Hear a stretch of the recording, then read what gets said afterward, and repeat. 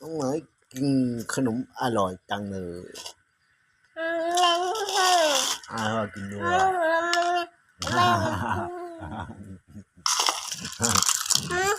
ปันหมอนั่นคือข้าวข้าวข้าวกับอะไรครับ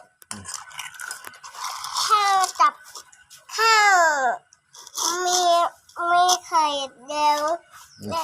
คือดาวเป็นส้มตำเลยมีไข่กับส้มตำใช่ไข่ดาวกับส้มตำอร่อยไหมครับอร่อยอร่อยจังเลย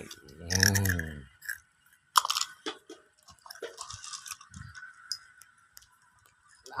1 2 3 4อันนี้รสไข่อันนี้รสไข่